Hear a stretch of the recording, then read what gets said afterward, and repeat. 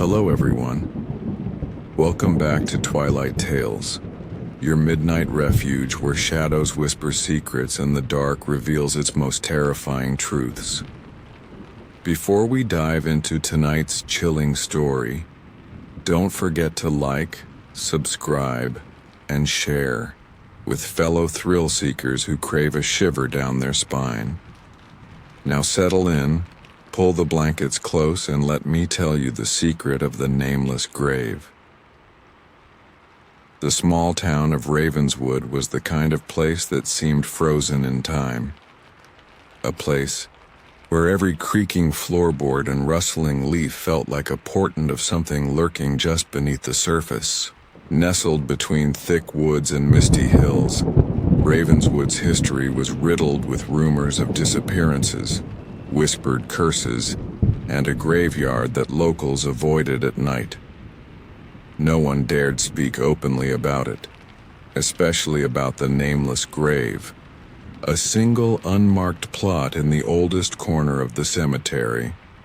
It was the fall of 1983 when Samuel Reed, a history professor from the nearby university, arrived in Ravenswood. Fascinated by folklore and the macabre, Samuel was drawn to the town's dark past. He wasn't a man easily scared. Years of exploring ancient ruins and forgotten battlefields had hardened him. But Ravenswood's secret gnawed at him. His research led him repeatedly to the Nameless Grave, where no record existed of who or what was buried there. The grave was nothing more than a patch of earth, overgrown with twisted vines, as if nature itself wanted to erase its memory. One cold evening, under a moonless sky, Samuel found himself standing before that unmarked grave. The wind whispered through the trees like distant voices calling his name. He reached out and brushed away the thick ivy, revealing the earth beneath, a patch of ground that felt unnaturally cold to the touch. His fingers trembled despite himself. As he knelt down, a faint, almost imperceptible humming seemed to rise from the soil, like a song sung beneath the world. Compelled beyond reason, Samuel dug, first with his hands, then with a small trowel from his bag. The earth gave way easily, and soon he uncovered an old rusted metal box buried just beneath the surface. His breath hitched. Inside the box was a bundle of brittle papers, yellowed with age, tied with a black ribbon. He hesitated, then untied the ribbon and unfolded the first page. The letters were scrawled in hurried, desperate handwriting. It was a journal, a confession. It told the story of a man named Elias Thorne, who lived in Ravenswood over a century ago. Elias had been a scholar, like Samuel, but obsessed with forbidden knowledge, particularly a dark ritual that promised to grant him power over life and death. He had conducted the ritual in secret, beneath the roots of the old oak tree in the cemetery where the Nameless Grave now lay. The journal recounted how Elias's ambition twisted into madness. The ritual had required a sacrifice, someone pure, untouched by the world. Elias chose his own wife, Anna. The night he performed the ritual, the sky turned black, and the wind howled like the cries of lost souls. When the townsfolk found Elias, the next morning he was raving incoherently, his body marked by strange symbols burnt into his skin. Anna was never seen again. The journal ended abruptly with a warning scrawled in blood-red ink. The Nameless Grave is not a resting place. It is a prison.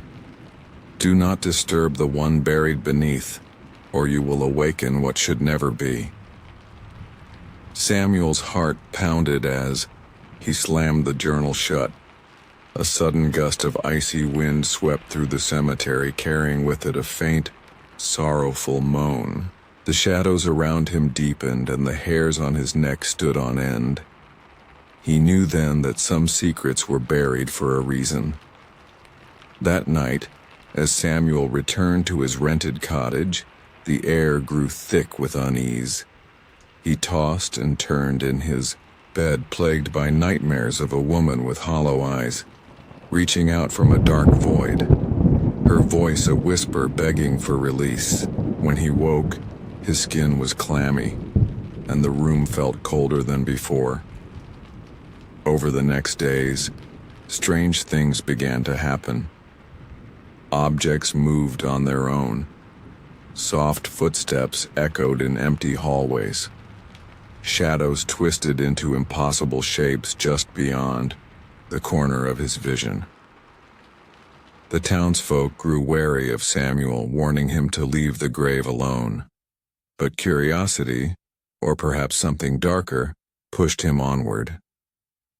One evening, drawn by a compulsion he could not resist, Samuel returned to the cemetery. The night was alive with a restless energy. As he approached the nameless grave, the ground trembled lightly beneath his feet. From the soil, a faint glow began to emanate, casting an eerie light that revealed a woman's face breaking through the earth. Pale, eyes hollow yet burning with a desperate fire. It was Anna. Her voice, a chilling whisper carried by the wind, reached Samuel's ears. "Set me free." Samuel, torn between fear and pity, reached out his hand. As their fingers touched, the earth around the grave exploded in a swirl of darkness and light.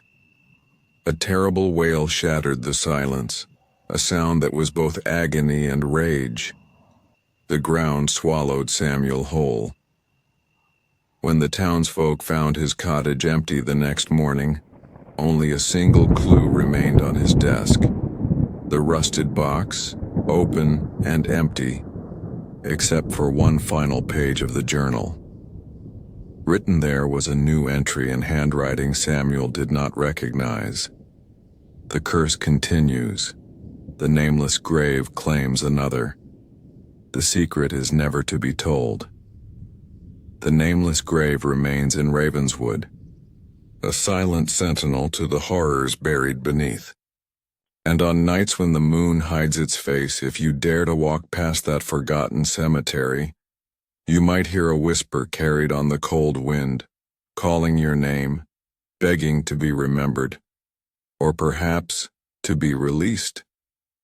So, if you ever find yourself near a nameless grave, beware. Some secrets are better left buried deep in the earth. Thanks for joining me on this dark journey. If you enjoyed this tale, don't forget to like, subscribe, and share Twilight Tales with those who love, to feel the chill of fear crawling up their spine. Until next time, keep your lights low and your mind open, because the night is never truly silent.